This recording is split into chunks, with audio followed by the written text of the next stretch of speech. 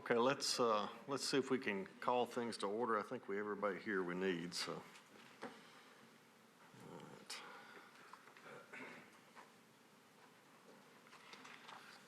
Okay, good morning. Welcome to the March 5th, 2020 Stormwater Management Committee meeting. This morning, I thought it might be a good idea if we just kind of paused for a moment of silence for the local victims of the storms and the victims all across the state. And I know several of us know people who've lost property and their lives have been turned upside down. I know people who knew people who died in the events in Putnam County. So if we will, let's just kind of pause for a minute.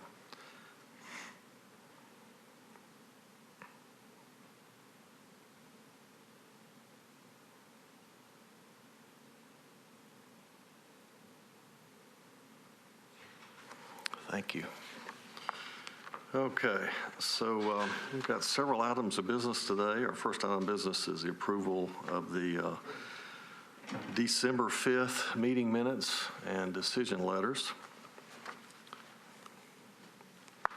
Have all of the committee members had a chance to review those? Okay, all right. Ms. Carey. I will recuse myself from the vote since I was not present. Right. So we got one recusal. I'll make a motion to approve the minutes and decision letters. Okay, motion's been made to approve the minutes and the decision letters with no edits. Is there a second? I was not present. We're going to break you in today fresh, so with your first motion. Okay, so we have a motion and a second. Any discussion? Seeing none, all in favor signify by saying aye. Aye. Aye. All opposed? All right. Minutes and decision letters are approved. Okay, so our next item of business is to have a presentation from our amazing Metro Stormwater Water Services staff. This is their 2019 annual report concerning our NPDES MS4 permit. So we'll invite the presenter to come to the mic and we'll get started with that. Okay, well, while it's coming up, my name is Josh Hayes. I work for the Stormwater NPDES program under Michael Hunt. Work with Rebecca and Dell, which a lot of you all know. But the MS4 permit, for those who may not know, is a permit that's issued by TDEC and the EPA to all of the city of Nashville, not just Metro Water Services, but it's issued to the entire city of Nashville. And the permit basically gives us, the city, the right to discharge our stormwater into waters of the state, which are rivers and streams. But for us to be allowed to discharge our stormwater, we have to implement various programs to make sure that stormwater is unpolluted or not releasing it in high velocities that can cause flooding or other impacts to the streams, such as bank erosion. So we have to have a lot of different programs in place per our permit. What this body does in particular is very important to our MS4 permit because we have to control development. We have to control the impacts of development while it's being constructed to make sure there's no pollution coming off of the construction sites, but we also, most importantly, have to control the impacts of runoff from post-development sites, which is a lot of the decisions that this body makes. So we appreciate all the careful consideration that you guys put into each decision that comes before you. But other than controlling development, we also respond to complaints routinely. We probably, now with the Hub Nashville up, we have a better avenue of receiving complaints, so we're receiving a lot more complaints, probably averages from 3 to 4 a week that we go out to, of illegal dumping, people grading without permits, other types of complaints like that. We also have to have proactive programs in place, such as our dry weather field screening program, which we go around to commercial facilities during dry weather and we're looking for impacts running off parking lots, like grease bins, dumpsters. So we're actually out there proactively. We're not waiting for the pollution to happen. We also inspect industrial facilities that the state permits separately, make sure they're complying with their permits and they don't have any runoff issues. And there's many other things that we do. We maintain, our crews are out there right now working hard, cleaning out the drains, keeping the streets safe so that when it does rain, we're not ponding water on the road that people can get impacted by. So there's a lot of different things that we do as a program, and I'm just going to scroll down real quick to some of the highlights. We have to, per our permit, submit an annual report to TDEC and the EPA each year. And this is actually for fiscal year FY19, which ended in July, and we have 6 months to submit that report. So we're normally here in January, so we're a little bit later than we normally present. But our permit requires us to present our annual report to a body, which you guys are that body, so we appreciate this opportunity. This is an example of some of the pollution that we found last year. One of our staff was out inspecting a stormwater control measure, a post-construction stormwater control measure. They had underground detention at this facility as a large truck washing facility. And they also had inlet skimmer baskets, which we no longer approve, but we used to allow that type of structure at sites. So it's basically a catch basin insert that filters out oils and sediment before it enters the underground detention. We're out there with the staff, and we noticed that the truck wash facility was actually washing the trucks outside of the wash bay. The wash bay is designed to have all their drains route through the sanitary sewer, so it's not going straight to the creek. But for some reason, they were doing all their washing outside while we're there, and we found all the oils and detergents draining right to the creek, which eventually fed to Hurricane Creek, if you're familiar with that part of town down southeast. So we found this during a routine inspection. If we weren't out inspecting these controls, we would have never found this. So we know that there's pollution out there every day. So the more that we're out and about finding these, the better the water quality is going to be for the county. So we're able to stop that. We issued a violation to the site. This is another example, and we could have put a lot of different examples in here for construction violations that we find and stop. But this is an example of a site. It's hard to see, but the silt fence and the controls that they had around their perimeter were failing. They were not maintaining them. Large slope coming down, and it requires frequent maintenance and inspections, and they were not maintaining these structures, and as a result, the site lost many, many pounds of sediment to storm drains, the MS4, and our creeks. So we found this during a regular inspection. We have crews out there every day inspecting construction sites. We have over, is it 700, Dale? 700 active grading permit sites right now. And so they're out there every day inspecting as much as they can, but they can't be at the sites all the time. So we require the sites to have their own inspectors. Well, in this case, their inspector was not doing their job. And we're there kind of auditing that, make sure, and then when we find it, we send out violations. So that's an important aspect of our permit. And we're able to send out the violation for this with the monetary penalty, administrative fine, and we got them to, we actually required them to stop the work until they repaired their controls. You can scroll on. So those are, I could have put a lot of different examples in there, but for the sake of time, those are two of the biggest impacts to our water quality that we found last year. So our annual report also requires us to report a lot of different data that we did for the program. And I highlighted, I'm not going to go through every one of them, but I highlighted some of the data that we submitted that I think is probably more impressive than the other. Is we have to operate a street sweeping program. If you think about all the grit and grime that's on the street every day, if you're not cleaning that up, it's going to end up in the storm drain and end up into the creek. Last year alone, we swept over 18,000 miles of urban streets with curb and gutter. And by doing that, we collected, because we take to the landfill and we have waste collection tickets. We were able to add up that we collected over 4,000 tons of debris from our streets that would have otherwise ended up into our storm drains and our creeks.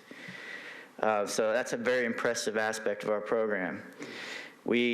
As our maintenance, I mentioned that we have a group of individuals that are out there every day. When it rains, they come in and they try to keep our streets safe. But they're also doing routine maintenance. They're keeping the ditches flowing during dry weather. They're out there every day. Last year alone, they cleaned out over 150,000 linear feet of ditches. Over 200 cubic yards of material they've removed from our stormwater infrastructure. Construction inspections, I mentioned Dell. They have his group right here is Dell Bonder, who's over our construction inspection program.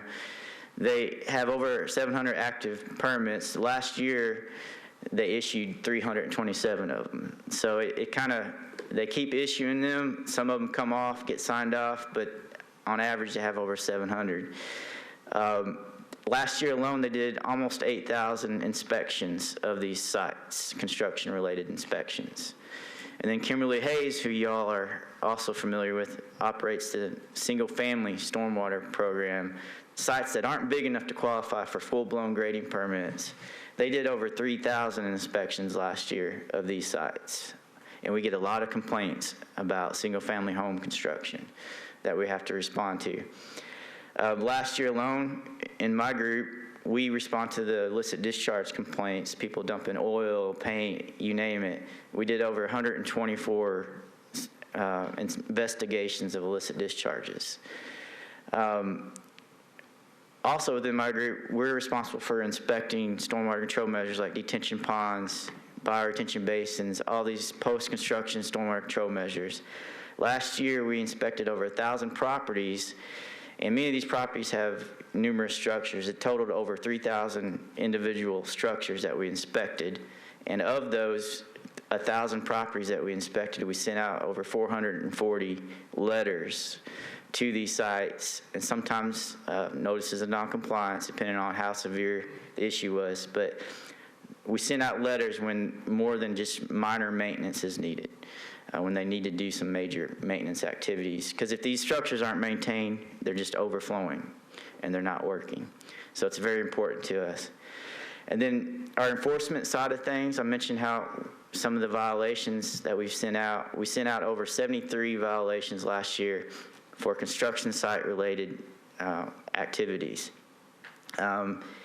With that, those violations, we assessed over 31,000 different penalties.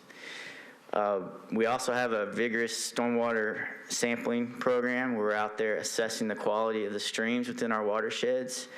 And last year alone, we visually assessed, which is a very lengthy process where they have to go and take measurements every 1,000 feet of the streams and assess them visually. We did over 23 miles of streams within the county. And then last but not least is our public education component of our permit. There's two sections in our permit that require public education. I think TDEC and the EPA see this as probably one of the most important factors within our MS4 permit. Last year alone, we reached almost 4,000 students through our programs that Julie Berbiglia works with through our schools. We've also started sending out a lot more social media messages that have reached over 430,000 individuals is what we estimate. So we're always looking for opportunities to expand our public education. But we're always proud of what we do as a program. And that's pretty much all that I had. If y'all had any questions or if Michael wants to add anything.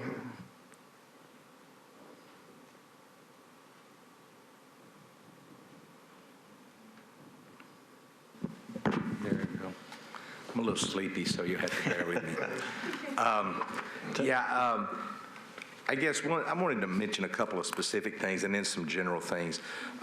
First of all, Josh mentioned the penalty, the violations and the administrative penalties, and there are a couple of different ways that you can look at that, but one of the things over the years that we have found gratifying is those numbers have come down. Sometimes when you look at a program, you think, well, the more violations you issue, the better, when in actuality, you want to issue fewer violations. We really would like to issue no violations because that would mean we are finding no issues. But I think when we look at some of these numbers long term as far as the trend, we're very encouraged because we do see these numbers going down. One of the things that we battle probably more than anything, Dale can attest to this, is mud on the streets. That's an ongoing issue, especially this time of year. But I think by and large, the public education has really paid off. I think people have a better sense of what's appropriate to do and what that they shouldn't do. So that's been, I think, a good thing for us. And then the other thing I wanted to mention, is just to credit our staff. We've got a very knowledgeable and dedicated group of staffers that really take this program personally. And a lot of the things that we see them doing and the degree to which they pursue matters, I think really helps this community in a lot of ways. Just the way they go about things and the way we try to be innovative in the program. A lot of cities, when they have permitting mechanisms, they focus on just meeting the permit elements. I think as a program, we've endeavored to do more than that and focus on the resources, focus on our streams, and focus on getting the streams delisted, and we've had a lot of success in that regard. And Josh didn't mention it, but I am going to brag on staff a little bit more, and I may have mentioned it, but some of you are new. We were awarded last fall by the Water Environment Federation their top award for MS4 Phase 1 programs, which is not a minor thing, and it's something our staff should be very pleased with. We also won gold level recognition for the individual categories of program management and innovation. The only downside to that now is we're getting a lot of requests to give presentations. So I guess with every good there comes a little bit of bad, but we are gratified. We feel like this program is doing a lot of good, and one of the things that we're endeavoring to do in the future is try to do a little bit better job of quantifying some of the amounts of pollution that we're removing. When Dale or one of our folks gets called out in the middle of the night to address a spill out on the interstate and works to help keep that material from going into the storm drain, we know that keeps pollution from the system. We've just not really had the wherewithal up to now to kind of quantify how much that is, and we're looking to maybe get a little bit better at that so we can start looking at what even more so what parts of our program are serving the community the best.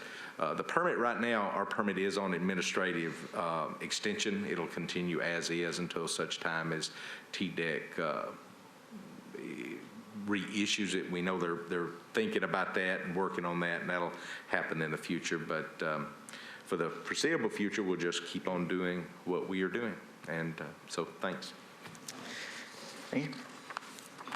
You want to tell us a little bit about your role in all of this and give us your whole name, because I don't think we had a chance to get that on the record. Okay, my name's Josh Hayes. I work for Michael. My group's called the MS4 Permit Group.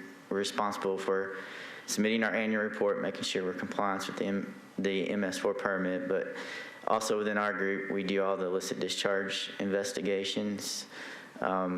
We also, which is a big thing that we're expanding over the last couple of years, hiring staff to do all these post-construction stormwater control measure inspections, which we have over 5,600 of them now on the ground.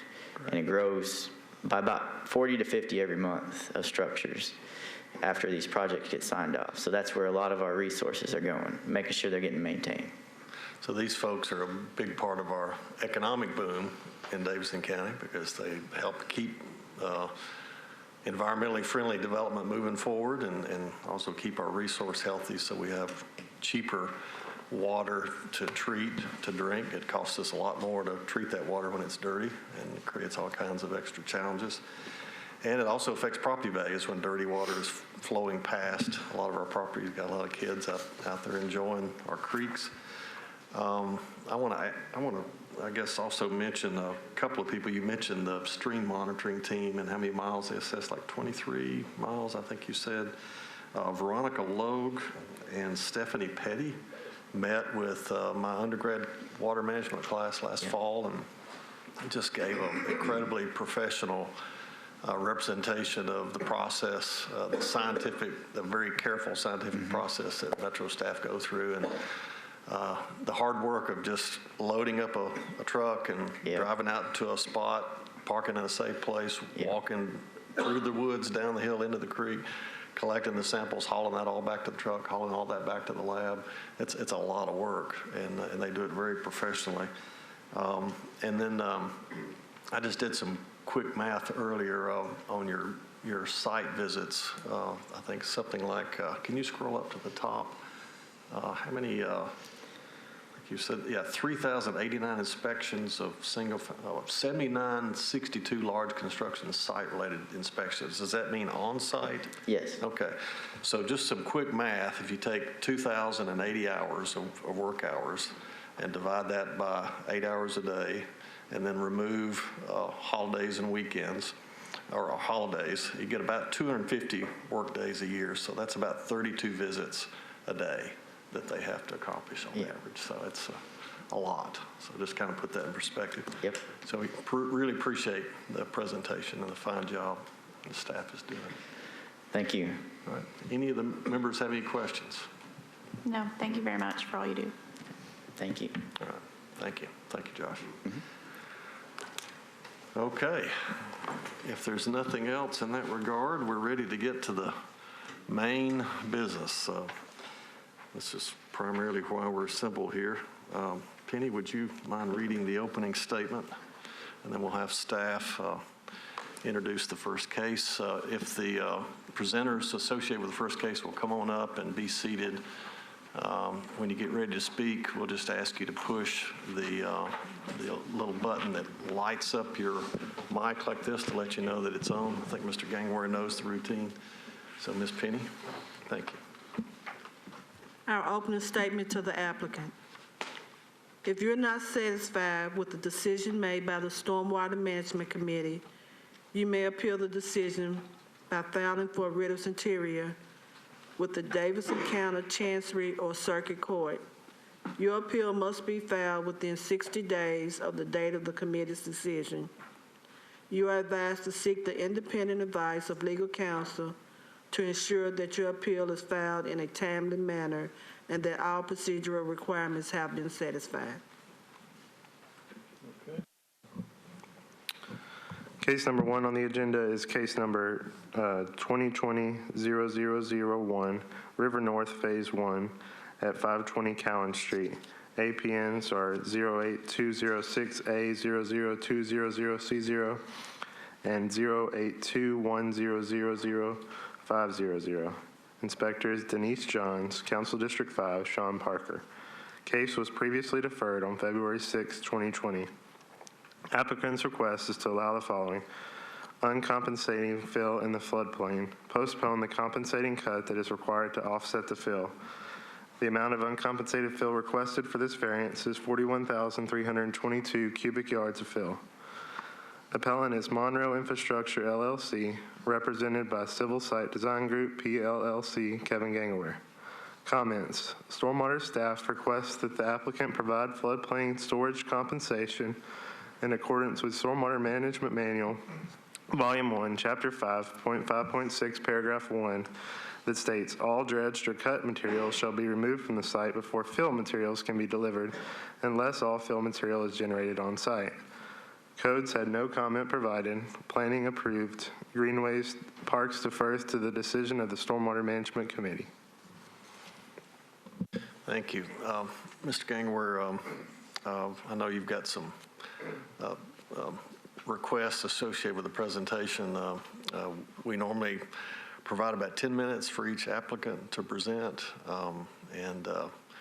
If you have some special requests, please state those for the full committee, and then we'll proceed accordingly. So, thank you. Thank you, Mr. Chairman.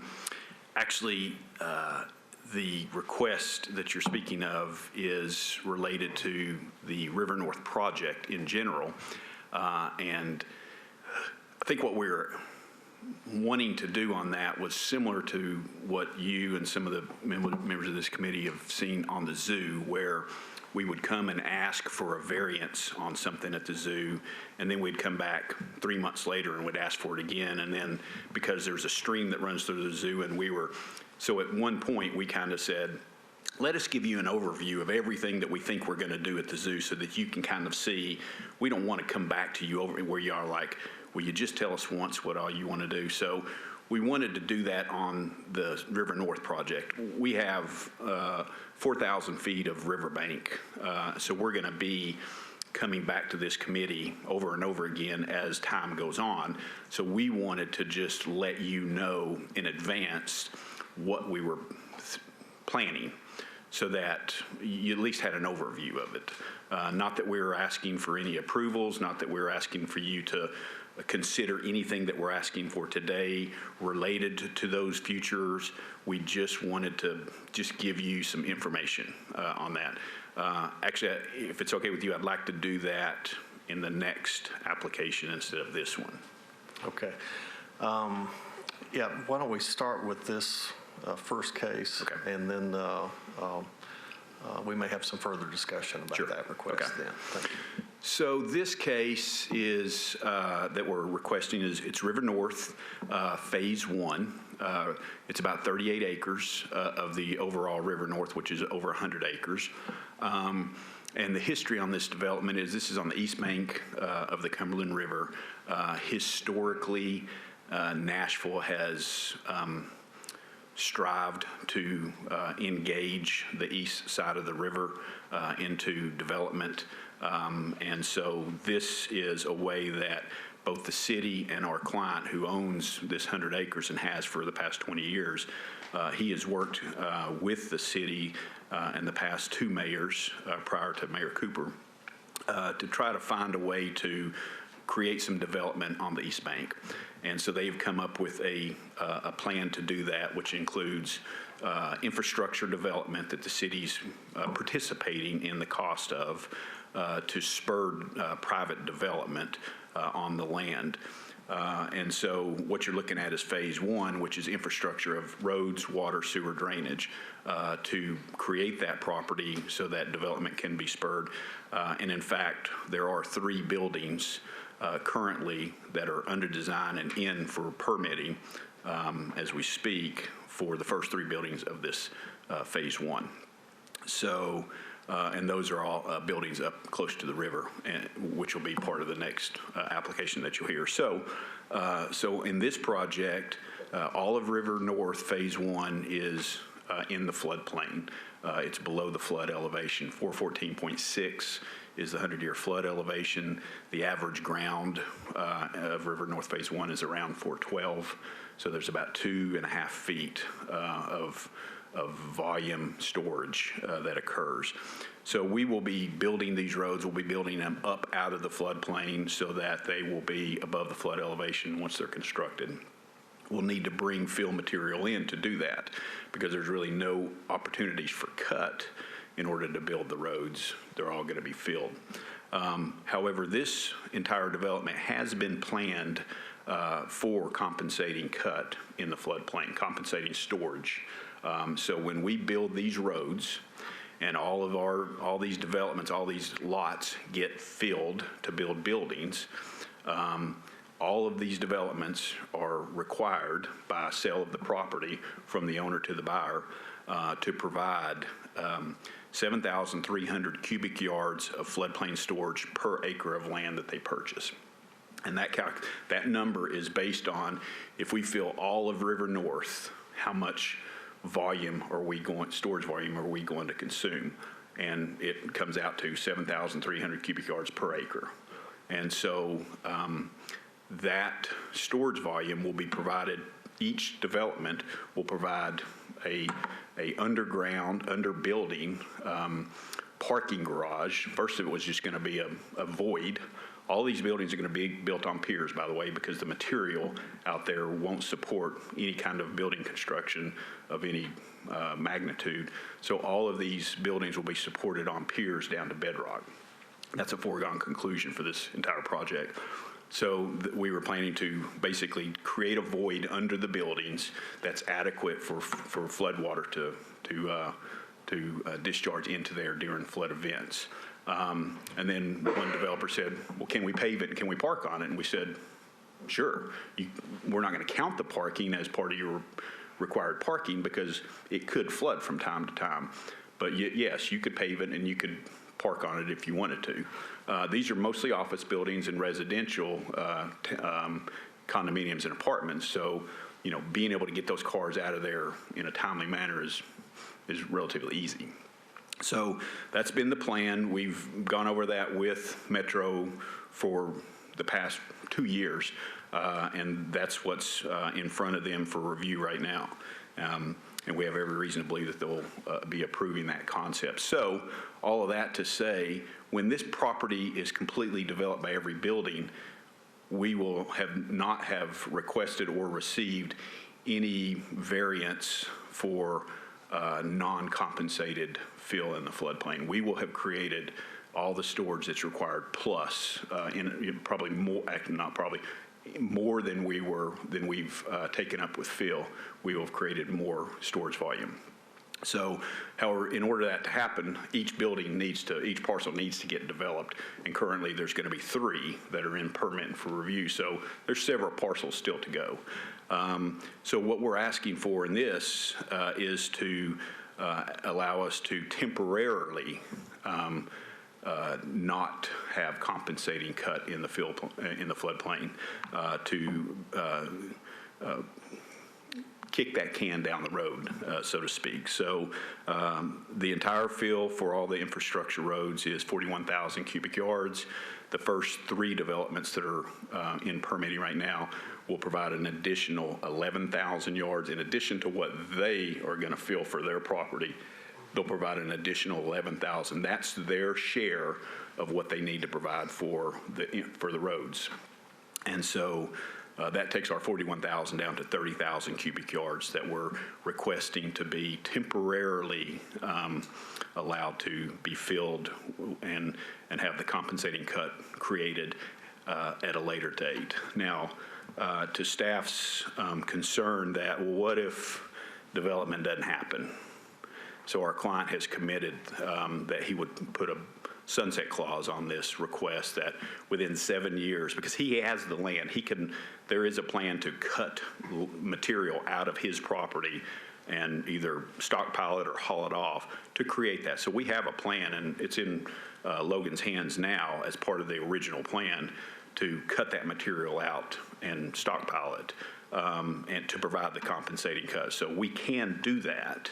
And so he's proposing a sunset clause of 7 years if development hasn't occurred to the point to provide all the compensating cut necessary for these roads, then he is committed to making that cut at that time. So we are here now not to ask for non-compensating fill in the floodplain permanently, but rather for an extended period of 7 years or less. So that's, I know that's very complicated, and it's a complicated kind of a configuration, but I would be pleased to answer any questions that you have on this. Okay, so before we get into committee questions and discussion, we follow our procedure and see if there's any members of the public who would like to express support for the project. Anyone here who'd like to express support? Mr. Gangware knows the routine, so he used to be a member of this committee. Seeing none, is there anybody here who would like to express opposition to the proposal? All right, so seeing none, we will open it up for discussion by the committee. I mean, fundamentally, what we're looking at here is a request for a delay in compensating the fill, which worst case scenario sounds like 7 years? Yes, sir. Okay. All right.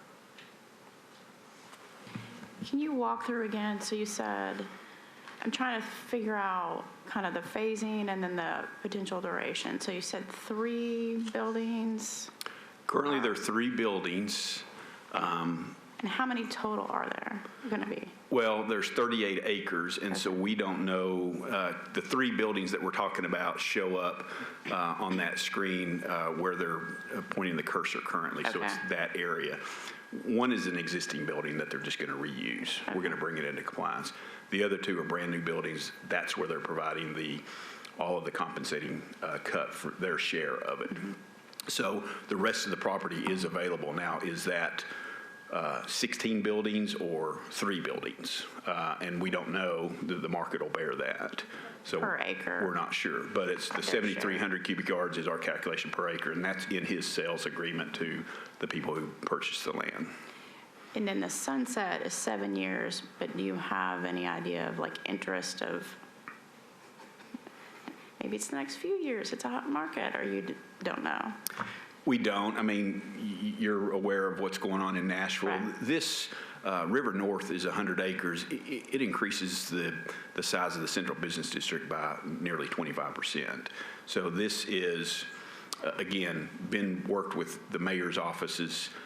This is one of the answers to all the corporations going to Franklin. You know, there's an opportunity to have land here. You've read in the paper that there are large corporations from the West Coast that are interested in moving to Nashville, and this is one of the areas they've looked at. When Amazon was looking at the possibility of where their second headquarter was going to go, which it ended up saying they were going to go to Brooklyn. Of course, they pulled that, but this was the site that the state of Tennessee was pitching to Amazon. So it's going to be ready and available, but you don't necessarily currently have other interested parties in the other acreage? Yeah, of course, we're the engineers, so we don't know kind of what the marketing folks are doing, so thank you. Any other committee questions or discussion? Have you looked at what the 30,000 cubic yards of fill, would it have an effect on We any did. properties? Yeah, great question.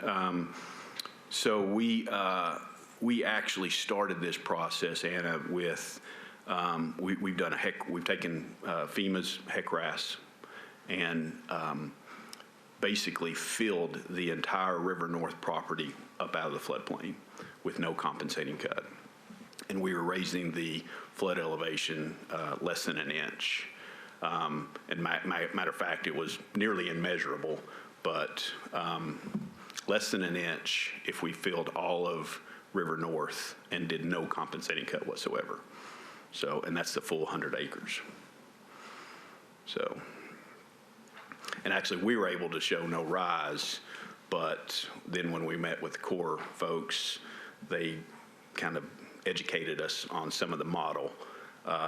You know, we were asking more of the model than it really is capable of, you know, predicting and providing.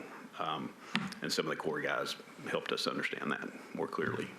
So do you have to submit anything for this temporary phase, just for the roadways, or? Well, so the plans are in front of Logan's office currently. So this committee, you know, either we comply with the requirements of the stormwater ordinance, which is compensating cut, or this committee can allow a variance. And so, but nothing to the state or to Corps or FEMA or anyone.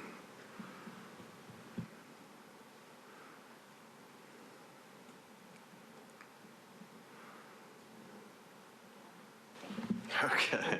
And none of this, by the way, is being filled in the floodway or floodway buffers, at least for these roads. We're not asking for any of that. Okay, so I'll ask a few questions until I see that look on somebody's face I'm not as familiar with Jesus's looks yet, so since he's brand new, but so just a couple of one observation, and well, I'll start with a question, then I'll make an observation. Okay, so you said that you and the Corps determined there'd be about an inch of rise, worst case scenario, if you filled the entire floodplain. Yeah, So- and this is the full 100 acres, Yeah, not full just the 100, 38. It's less than an inch. Yeah. So Actually, I think it's a you're quarter trying of to an come inch. up with a relative, you know, what if to kind of put the 30 acres in perspective, I guess. That's Yes, sir. probably one way of describing it. So typically, and again, I've said this many times, these types of flood rise estimates are typically for one type of storm event. Is that correct? it's for the base flood 100-year event. Base flood 100-year sir. event. So we don't know, I mean, you're not legally required to do a rise for larger storm events like we've had in Nashville's past, like the big flood we had in 2010. And so when we consider a variance, we're essentially granting something that's not a privilege or a right.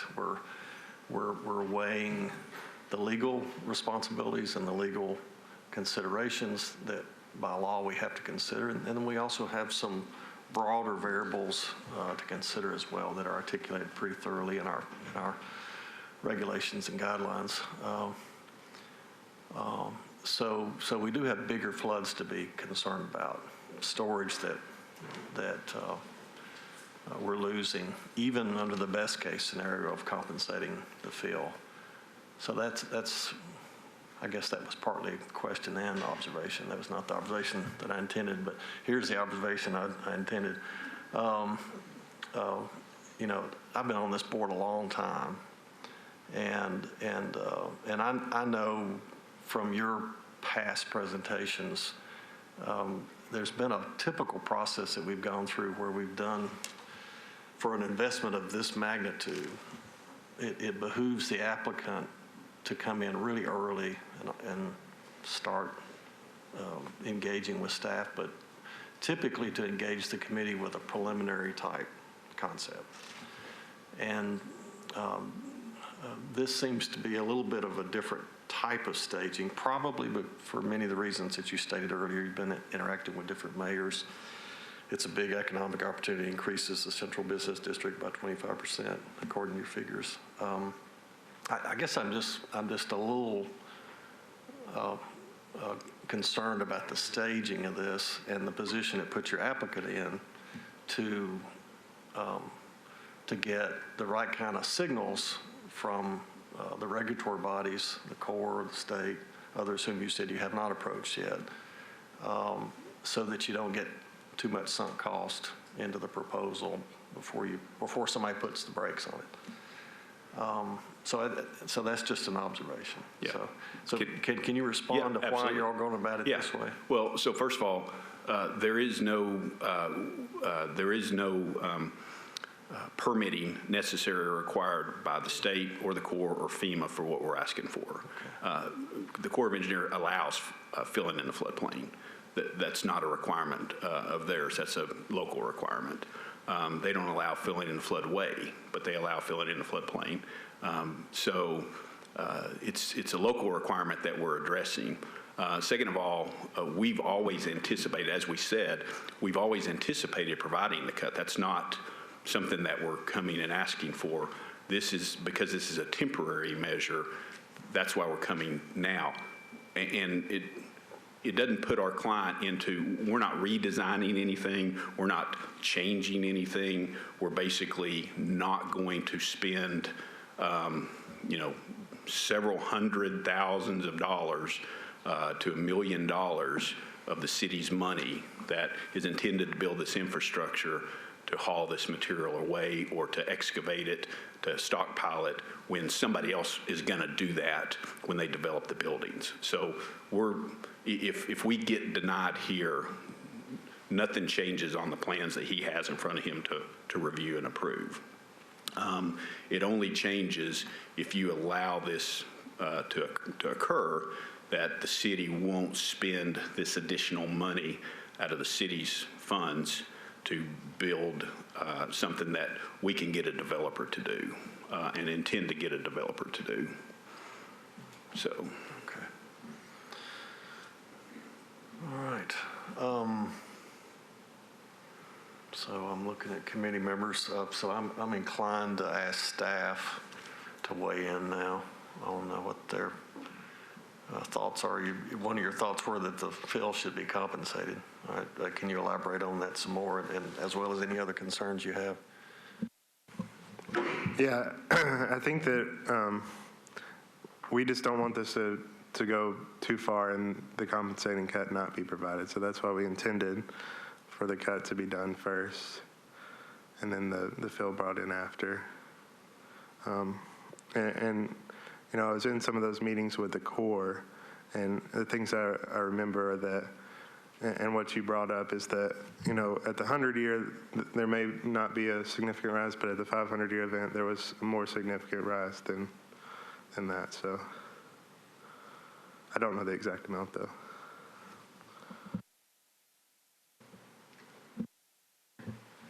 I think just intuitively, I think there's probably no rise from just building the roads, but I feel like I'd be more comfortable with something showing that there's no rise just from the roads.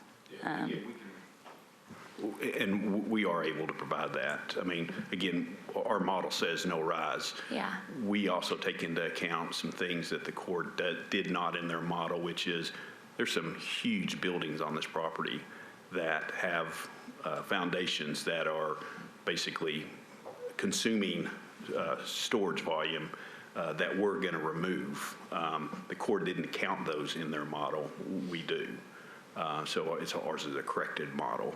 So those are the things that, we talk to the Corps about. So I think we can provide that and show that. But again, all of River North, and I said less than an inch, it's a quarter of an inch. Right. So it's that much. So, and I understand no rise means no rise, but in this case, we're asking for this to be temporary. So.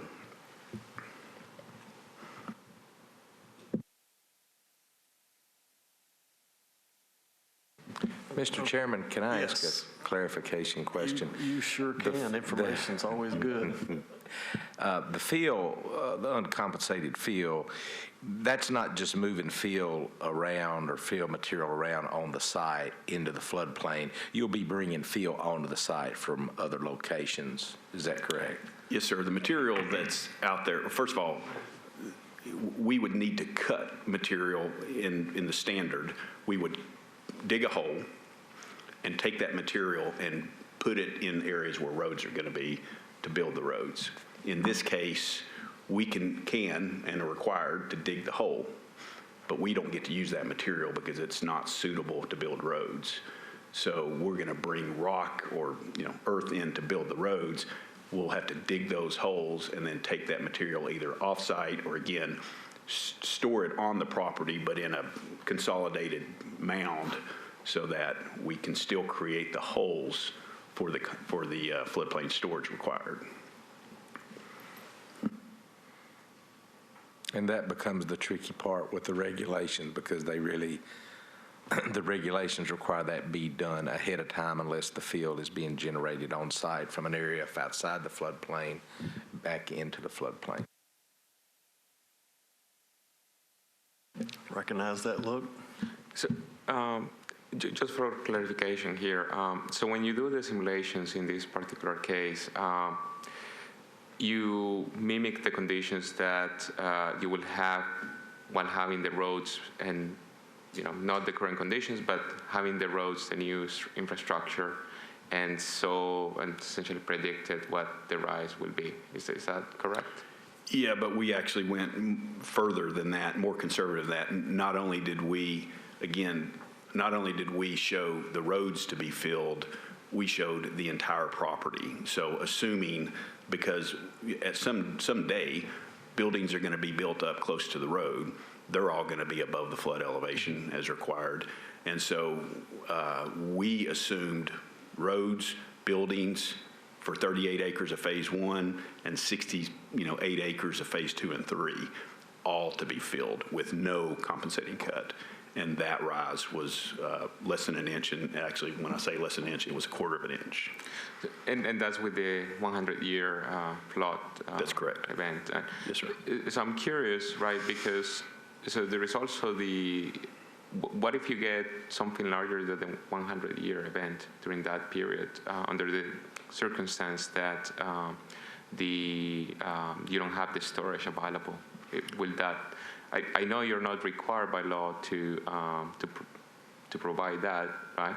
Right.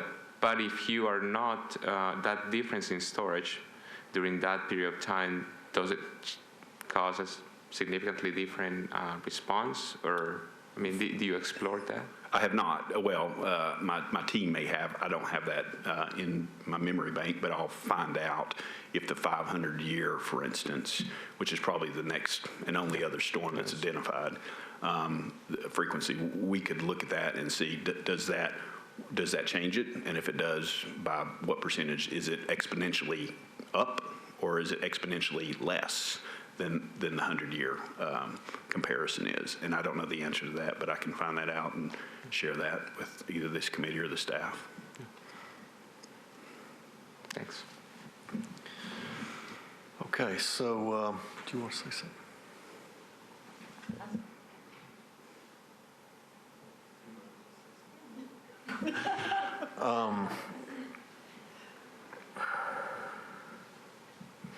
So just to kind of sum up a lot of the sentiments that I've heard, not trying to speak for anybody and certainly not trying to speak for the whole committee, is, we're all curious about the staging of this and we're all curious about the consequences of delayed compensated fill. And that doesn't erase the significance of whether or not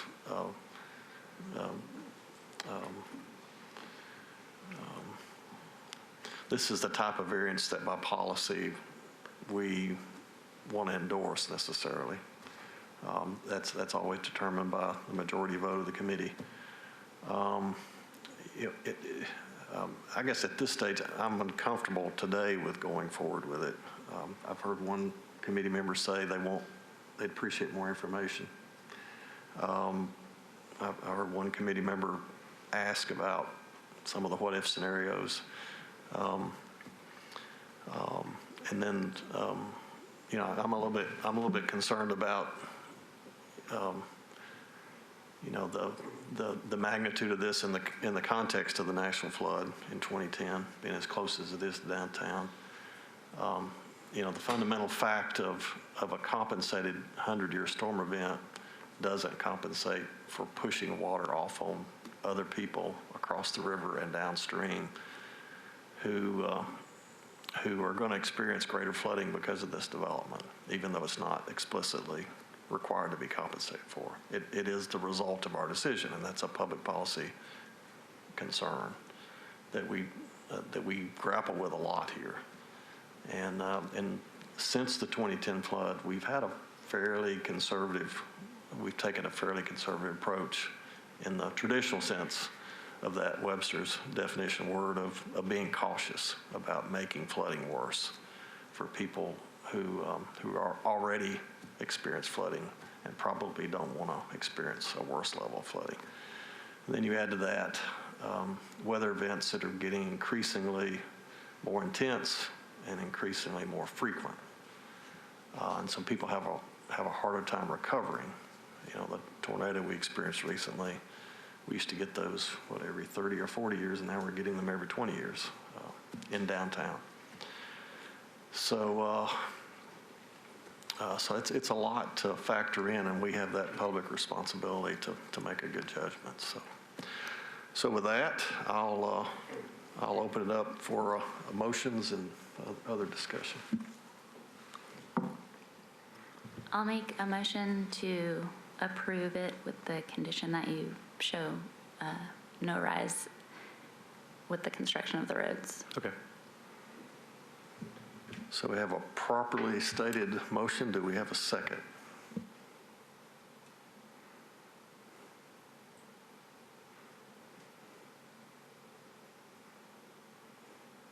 Okay, seeing none, the motion fails for lack of a second. What other motions or discussion would you all entertain at this time? I guess the aspect that worries me about it, again, I agree with you, right? So what if you have a larger event and because of the lack of the storage, it just becomes much worse? But also, I think when you look at these models, they're highly uncertain, right? And so you tell me 1 inch of rise, but how plus or minus what, right? It can vary significantly depending on the parameters that were used during the modeling phase, and those are fairly uncertain. It would be nice to see, or at least to make a more informed decision, to see some both variability of those parameters that shows how uncertain that prediction of how high will it get relative to the condition with the storage, and also what would it be a compounding effect during a more extreme event, right? Which I think it's likely to happen within those 7 years. Can I speak to that? Yes, sir, please. So I guess I want to say that while the parameters of those models may vary, and maybe the predictability of it can vary, that's what we have in front of us, and that's what this nation uses as a model, and that's what the federal government and the state and local governments use to determine the flood insurance rate maps. So I understand, from maybe from an academic level what you're saying, and I get that, but I think we have to rely on what we're using, what the government's using, what the private sector's using. We have to be able to rely on that. To call it into question and not rely on it, from the regulatory standpoint, I don't think we can do. And therefore, from the development standpoint, is that fair to rely on it on the regulatory, but we don't get to rely on it on the development side? So that's my thought to that comment. And in addition, I understand the 500-year, and I know Nashville encountered that in 2010, but that's not the regulation. And this committee gets to use whatever you want to use to make the decisions that you make and the votes that you make. But the 500-year and the 1,000-year is not what we're regulated to, and that's not what this city and this nation is regulated to, the 500-year or to the 1,000. It's to the 100-year. So I think that's what we keep in front of us now. I'm sure that doesn't change your mind, and I understand that, but I just feel like we shouldn't be using the 500-year and the 2010 flood to regulate everything, every decision that we make going forward. So, thank you. Okay, so I'm obligated to point out kind of where we are for efficiency purposes. Motion was made to approve and failed for lack of a second. So your two options are to, and I realize what you just said doesn't necessarily imply that you might want to do this, but you do have the option to ask for a deferral to come back with more data that some of the committee members have asked for. And the committee can still entertain a motion to deny the variance as requested. So what's the will of the committee? Yeah, please. So I get your point, right? And I agree. I mean, so in this case, you use head grass to the, I imagine. And I'm not saying that model is not what we should use. In fact, I agree with you, right? That's a tool that we use to make these decisions all the time. I mean, my concern is more with the parameters that you use within that model. So in this case, did your group run the model, or do you use what was previously modeled by the Corps of Engineers? Right, we use the Corps' parameters. Okay. In fact, I mean, those parameters are typically estimated for fairly long regions, large regions, and they're very rough approximations to get inundation over very large areas, just because of lack of data, really. But I think you can make a much stronger case by literally just looking without changing much of that particular model, just literally just varying the most uncertain parameters there, which are really easy to identify, and seeing, well, will this make a significant difference? Just to get a sense of the uncertainty. And again, it's not necessarily an issue, an academic issue, but it's an issue of how to make decisions in an informed way. Sure.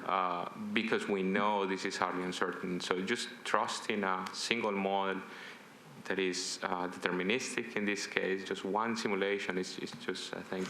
So their end values were relatively high. We didn't, which makes it conservative. We did not push those down for the overbanks. We kept them up, which is a conservative in their case and affects us. We think the end values would go down because we're smoothing things out. We're putting pavement where it used to be, where they believe or show in their models that it's trees and woods and pasture land. We would not have that. But we did not raise those. We tried to keep their conservative values and they did not incorporate any ineffective flow areas. We felt like they should, but again, talking to them, we didn't put those back in, which again would help our situation. So everything that we've looked at in this quarter inch rise was extremely, in my mind, very, very conservative. That's the way the Corps' model is, and we kept the conservatism in our model, as opposed to trying to not manipulate it, but be more realistic with the values. We kept them conservative. So, but we definitely will look at that. We would be pleased. I don't get to feel that we're going to be successful here today for us. We'd be pleased to defer. Maybe we can come back with some more information later if that's the will of the committee. I think that would be helpful. That would give a comfort level. I don't think anybody wants to deny it, but. Yes, ma'am. Thank you. Without good information. Yes, sir. Thank you. Or approve it without good information. So, all right. So we got a request for a deferral that does. I don't think that requires a committee vote per se, or does it, Madam Council? It does. Okay. Yeah, we do this every time, don't we? Okay. It's probably because we only show up here once a month. We forget, or at least I forget. Okay, so someone like to offer a motion for deferral? Make a motion to defer. All right, so we have a motion to defer. Is there a second? All right, have a second. All those in favor say aye. Aye. Aye. All those opposed? All right, motion passes. Thank you very much. Thank you, Mr. Manware. So do you want to stay there for the next case? Okay. Okay.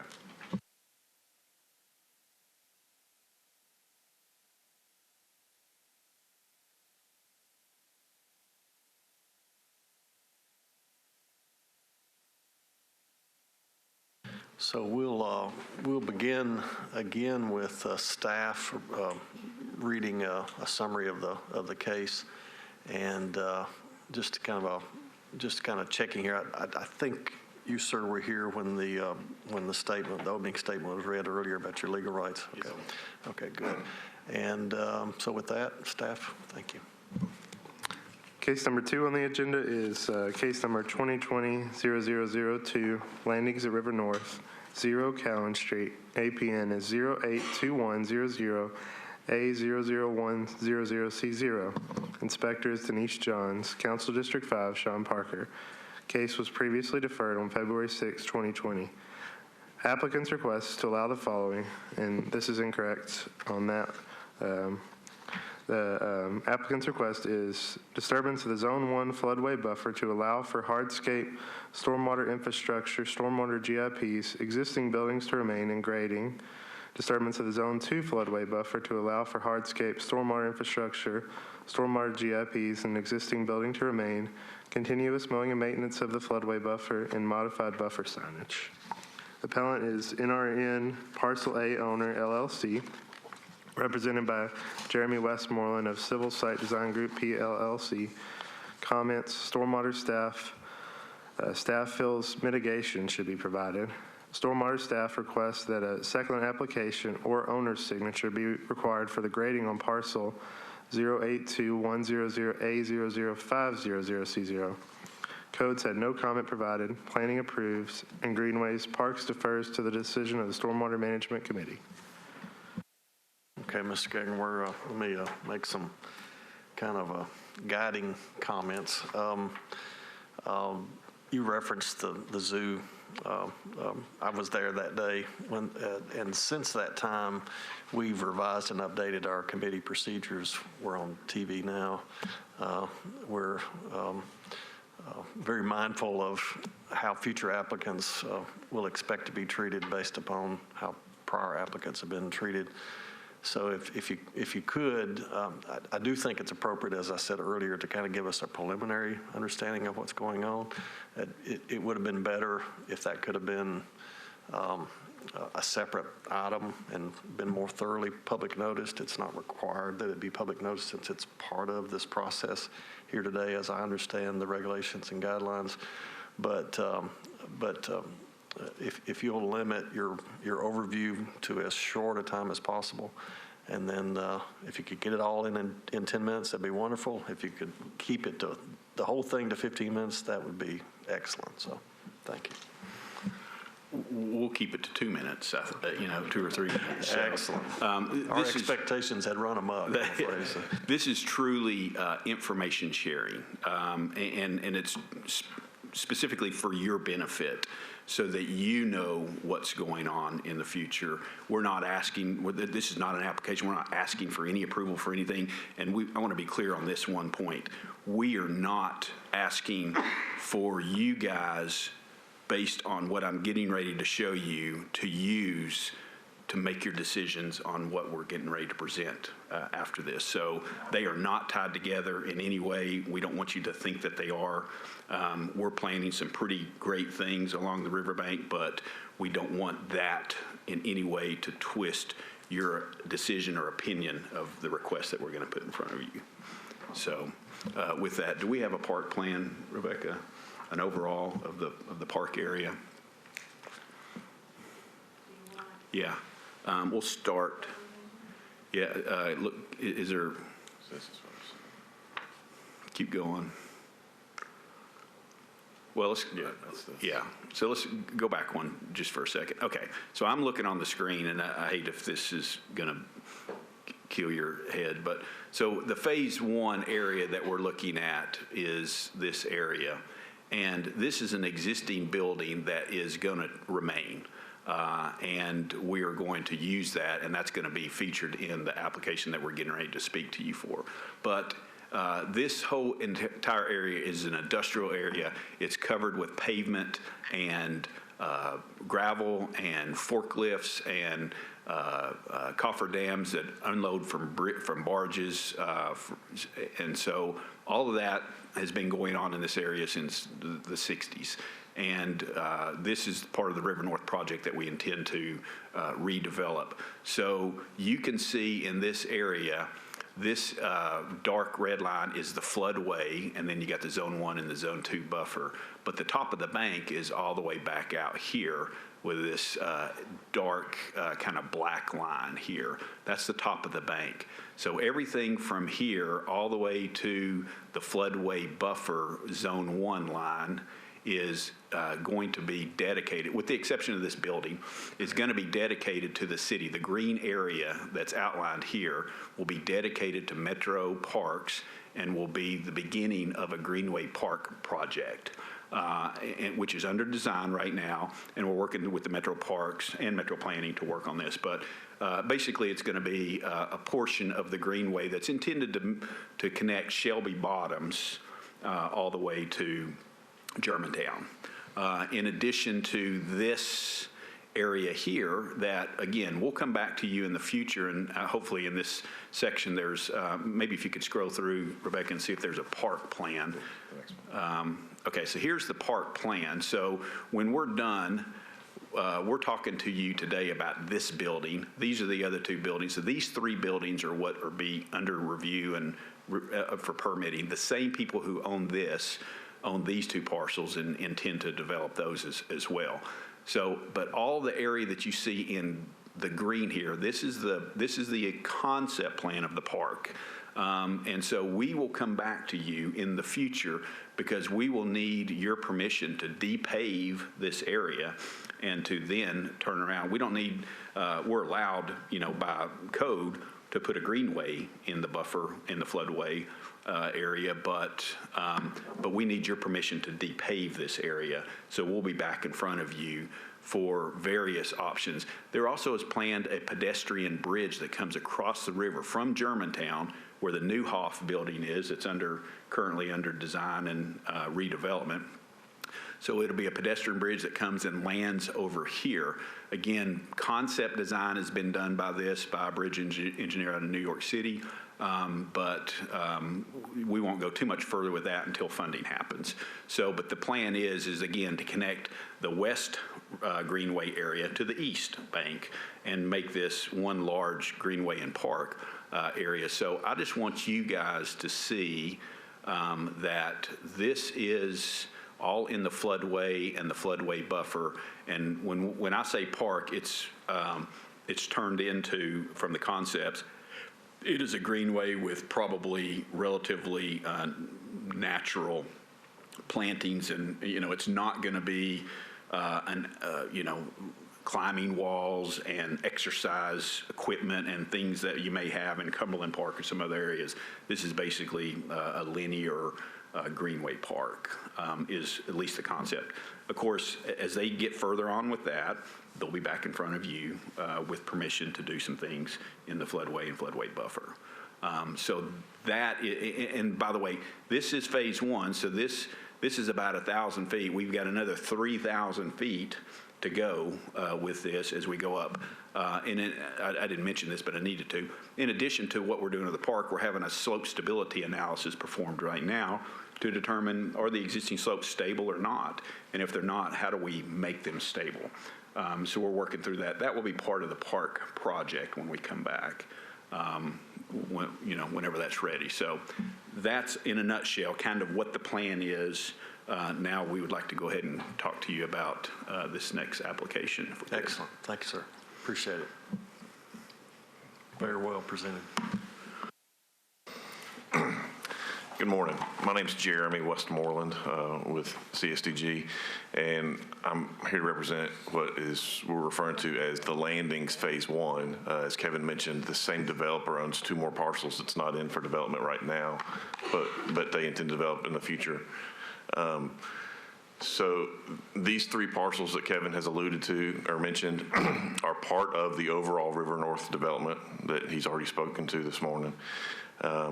The westernmost parcel there, identified as Lot A on this map, and identified as Lot A on the plat that is under review, and is an existing building.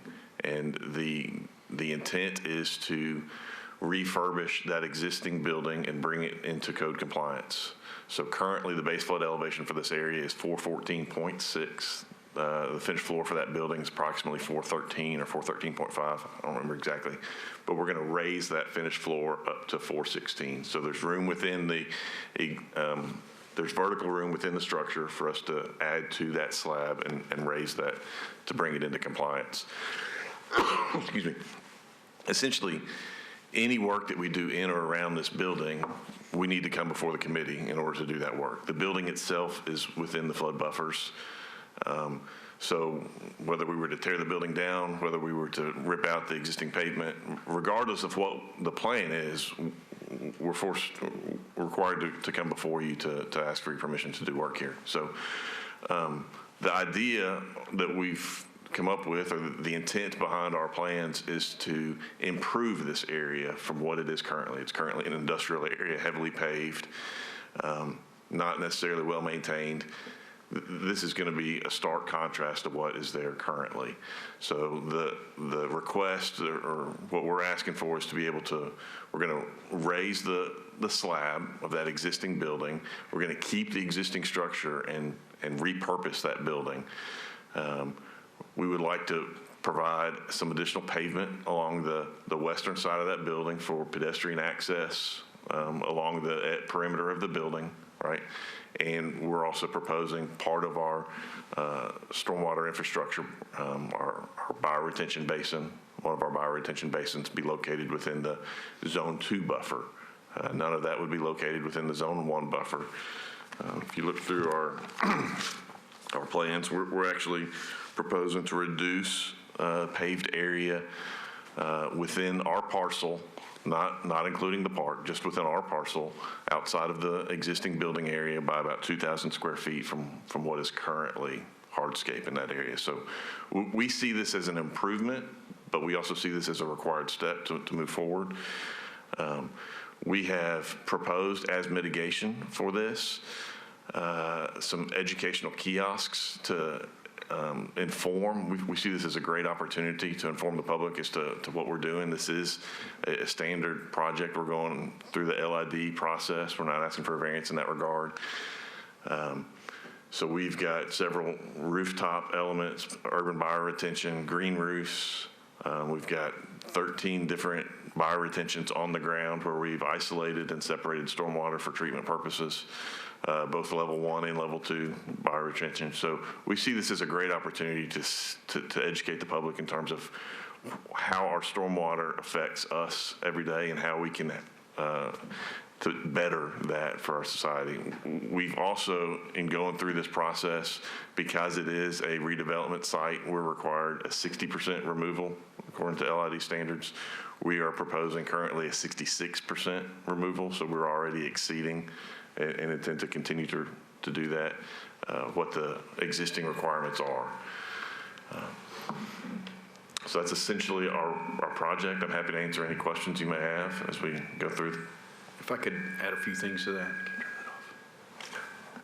So in addition to what Jeremy just mentioned, mitigation was a question for us. We're over-treating to try to provide some mitigation. The bank is currently not very well vegetated. The top of the bank, there's hardly any mature trees. Our client is pleased to plant 25 trees, through this area. The timing on that is the problem because he owns the land that he's developing. He does not own the land that the Parks Department will develop. That's clearly where the trees would want and need to go. And so when the park gets developed, he would be pleased to save the park some money or add to the trees or whatever by planting up to 25 more trees along the bank. Again, the question is, how do we do a permit and get that approved and then get a UNO later with that commitment, kind of still standing? The other thing I wanted to point out is, again, all of this area is currently industrial and it drains directly to the river with no treatment whatsoever. The redevelopment of this project will take at least these 3 parcels of land and green roofs and bioretention and urban bioretention. So all of this land now gets treated before it discharges to the river, as will the rest of River North, by the way. So thank you. I think you did all that under 10 minutes. So. Yeah, that sets a whole new standard for people that follow you. So, okay, so procedure. Do we have any members of the public here who'd like to speak in support of the proposal? All right, seeing none.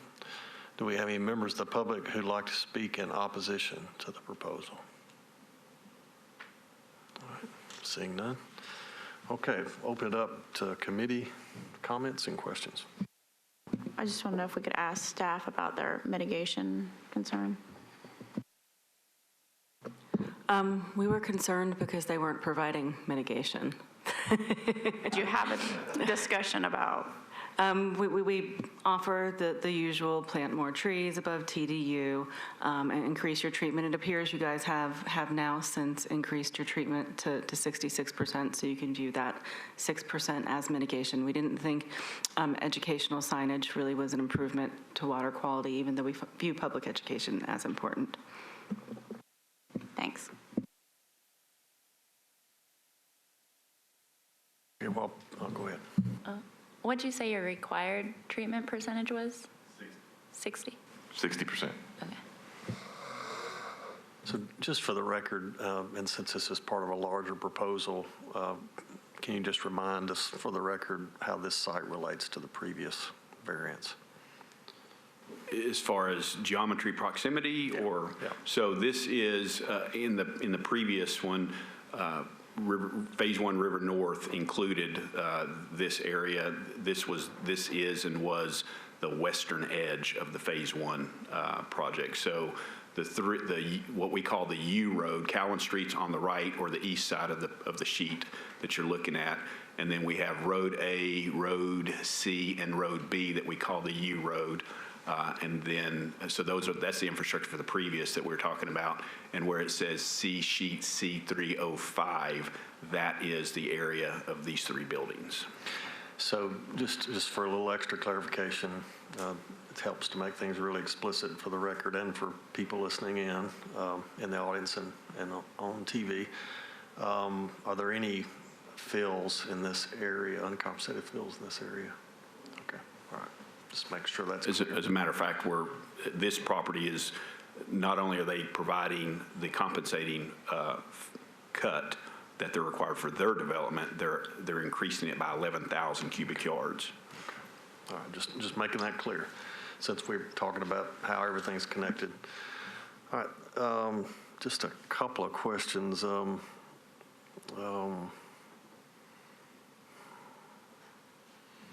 So would you be amenable to a more quantifiable relationship between some of the improvements that you're making, some of the overtreatment that you're making? It sounds like staff feel like you should get credit for the extra 6% above norm for water quality treatment, but it also sounds like it would be helpful if we could get some more explicit, quantifiable, and documentable mitigation for some of the changes that you're making. As I look at this, I tend to approach these projects from kind of two perspectives. Is it already developed? If it's already developed, that's a little different dynamic. Theoretically, you could say, this is an opportunity to recover the buffer. But in general, we haven't voted that way in the past. We've generally tried to we've generally tried to support improvements because we generally get better water quality. There's not always a strong financial incentive to totally restore the buffer and regrade the site and remove these incredibly large structures that support the piers, the concrete platforms that extend over the water or into the river there. Those things typically don't go away very cheaply, nor does anybody have much of an incentive to do that. So you're obviously presenting a big improvement. It sounds like the main concern from initial committee responses and staff is mitigation. So would you be willing to work that out with staff if we made that contingent on approval? Yeah, I mean, our client is very willing to provide more mitigation. And again, I think the kind of the standard is trees, and we're pleased to do that. We're just trying to figure out how to do that. Yeah. We could go plant them on the bank, as part of this project. But when the park does come, either they work around those trees or and maybe that's an option. Maybe we just plant the trees and just let the park. We can design it with the park so that they're just already in place. They're not on our property; they're on the neighboring property that will be given to the city. But that is certainly something that our client's more than willing to do. I suspect that the reason the staff is focusing on trees is because they're focused on the regulation, and that's the buffer. They're not necessarily focusing on your green roofs and your bioretention.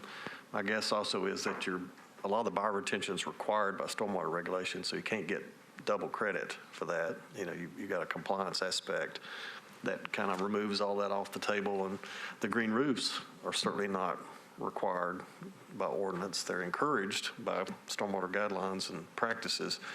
If staff wanted to consider that explicit, documented requirement of that expectation being actually done on the roof, a green roof being constructed, then that could be a form of mitigation.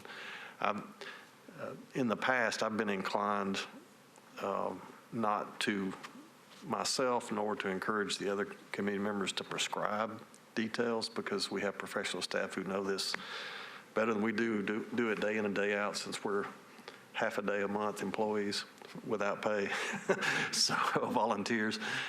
We are experts in our own right, but it's not our legal role or necessarily prudent. So I'm inclined to encourage a motion that would have staff work out the details with staff, and then it provide a metric for metric mitigation subject to their approval and subject to your collaboration. So will we define the mitigation at this point, or just say, please the staff, or what are you thinking on We've done that before. I don't think we said exactly please the staff. You can't hardly please I think Michigan, we've said so. something to the effect of, y'all are adults, you can work it out, so that we don't prescribe it here. Chairman? Yes, sir. We've done it just recently. Actually, we haven't done it in a long time except for this last recent one. Yes. Where we would actually bring back something to you and say, these were the concerns you had, you approved it with conditions, that we will bring it to you back as not something that we're going to present, but maybe as other items of business, to tell you this is what they did in addition. That latest one was probably directly on the other side of the river, Newhoff. That one hasn't been approved yet, but prior to approval, we will bring it back to you.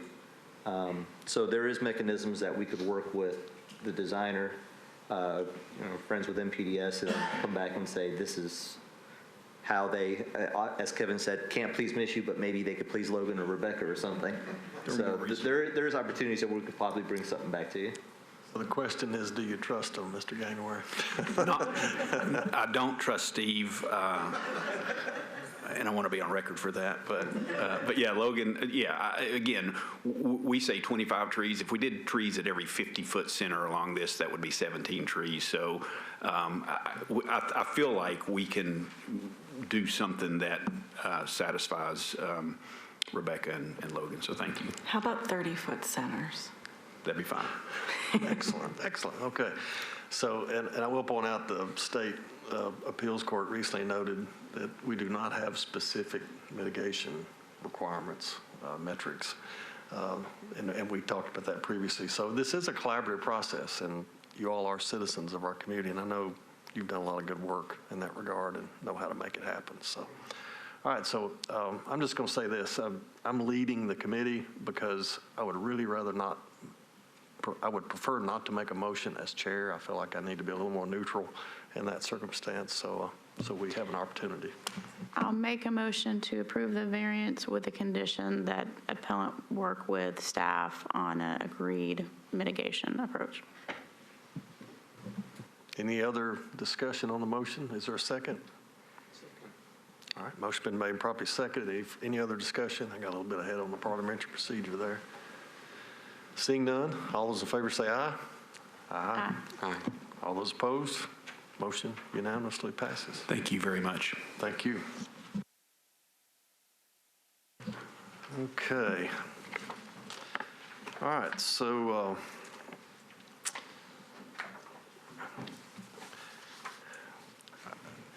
again, kind of playing that neutral role, we have an item of business on the agenda to discuss and vote on a chair and vice chair. What's the will of the committee in this regard? So I'm making do I nominate Dodd for chair and Anna for vice chair? You've been on the longest. That makes sense to me. We have a motion on the floor, which usually implies, when it's directed to an individual committee member, are they willing? So we'll start with Anna. Are you willing? Yeah, I'm willing. Okay, Anna's willing. All right. Am I? Okay, I think I'm willing. All right, so we have a motion on the table. All right, Mr. Jesus seconds the motion. Is there any discussion on the motion? I think you guys will do a great job. Okay, so we have a motion and a second with no discussion. All those in favor say aye. Aye. Aye. I think you do have to vote for yourself. All right. All those opposed? All right, so motion passes. So everybody remember the color of my hair today, okay? It may get grayer in the next few months, so. Okay, but this is a great committee. You all make it easy. Staff make it so easy. Penny, we really appreciate your work and the way you've communicated with us. I think you and I have talked more in the last 2 months than we have in the last 3 years or 2 years since you've been doing this. So just about procedure, and I had the flu in the last meeting, so that's why we missed. I was sick as a dog that day, so I appreciate y'all letting that meeting be deferred. We didn't have a quorum. Jesus, would you mind telling us a little bit about yourself since you're a new committee member, and then we'll entertain a motion to adjourn. Sure. Yeah, I'm an assistant professor at Vanderbilt University. My area of work is hydrology and water resources, and now I'm very happy to be here and looking forward to work with all of you. Excellent. I don't think I've ever seen a new board member jump in the deep water as fast as he did and do it so well, too. So, all right. So, yes, sir. Mr. Two quick notes. We're still continuing to work with the mayor's office on one more committee member. We're still down one. We're hoping to work with them and getting somebody appointed as fast as possible. And then the next thing is we have 4 cases next month, including, I'm assuming we deferred the first case, 1 meeting, which would make 4. Thus, the color of our hair may change. So. All right. Any other comments or questions? Any motions?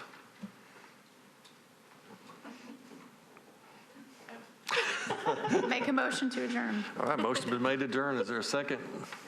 Motion been made, properly seconded. All those in favor say aye. Aye. All those opposed? Motion passes. Thank you, folks.